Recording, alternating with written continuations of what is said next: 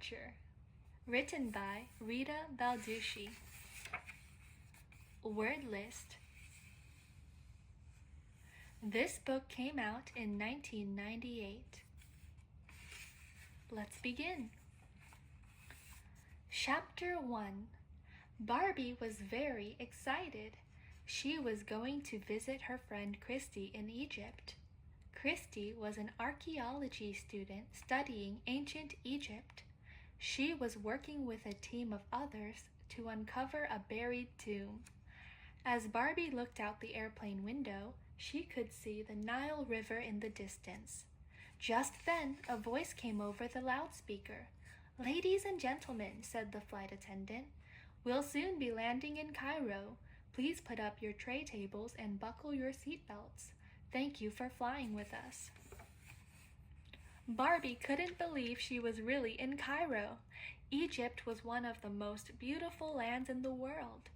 Now she could explore it with Christie for the next 2 weeks. As the plane landed, all Barbie could think about were pyramids, mummies, pharaohs, and the Nile River. Her only problem was figuring out what to do first. Barbie gathered her luggage, then she left the airport and went outside to the street. "Barbie, over here!" shouted Christie. "I'm so glad to see you." "And I'm so glad to be here," Barbie cried, giving Christie a hug. The two friends climbed into a taxi. Christie gave the driver directions to Barbie's hotel. "Look!" Barbie cried. "There goes a man with a camel. It's just like in the movies." Christie grinned. "You're going to see a lot of interesting things while you're here, Barbie. There's never a dull moment in Egypt." Slowly, the taxi moved through the narrow streets. Barbie was amazed that people, farm animals, bicycles, and buses all shared the same roads. At last, they arrived at the hotel. After Barbie checked in, a bellhop took her bags. Then she led Barbie and Christie to a sunny room with a view of the Nile. "Ah, air conditioning," Barbie sighed. "It's so hot here. Don't you mind working in the sun all day?" "Actually, our team works underground," said Christie. "Except for the entrance to the tomb, everything is buried under sand. We've been trying to find all of the tomb's different rooms, but it takes a long time and we've run into a few dead ends. I can't wait until we finally discover the treasure room. It's wonderful to see ancient treasures in a museum. But to find them, just as they were left thousands of years ago, is almost like going back in time." "I hope I get to see the tomb," said Barbie. "Right now, I would love to see what Egypt is like today. Are you ready to give me a tour?" Christie jumped to her feet. "I know the perfect place to start," she replied. "There's a wonderful square right in the middle of Cairo." Barbie grabbed her camera. Then they went out to see the square. It was in the center of a very busy marketplace. Business people rushed past. Barefoot children herded sheep through the streets. People selling jewelry, food, sandals, and rugs were crowded together. Many were shouting out to tourists passing by. Barbie had never seen anything like it.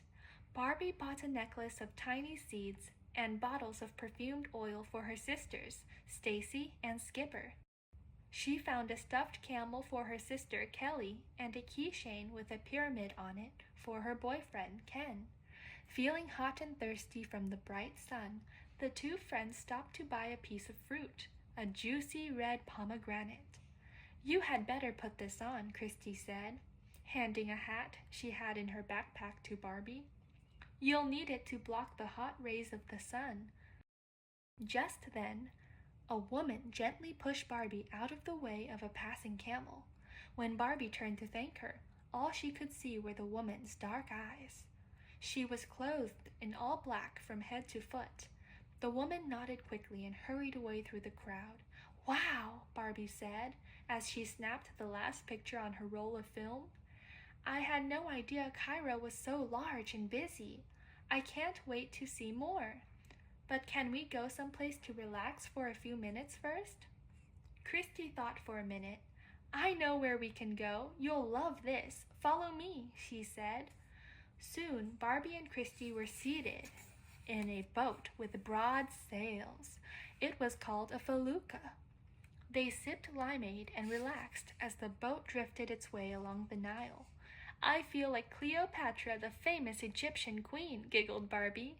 This is the best way to see an Egyptian sunset, Christie said, and we will be able to get a look at the pyramids from here too. The pyramids, Barbie cried. I've always wanted to see them in person. Well, you'll get your chance in just a little while, Christie replied. In the meantime, let's relax and enjoy the view. Barbie leaned back and watched the sun begin to set.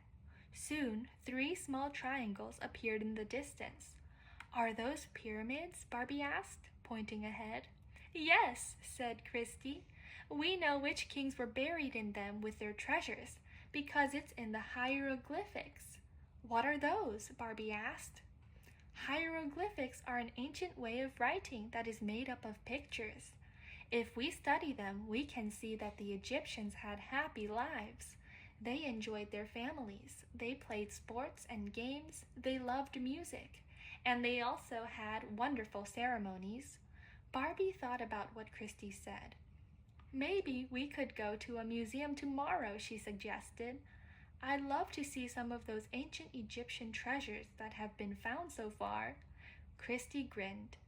I can do better than that. How about looking for treasures that still remain to be discovered? You could come with me to the tomb site tomorrow.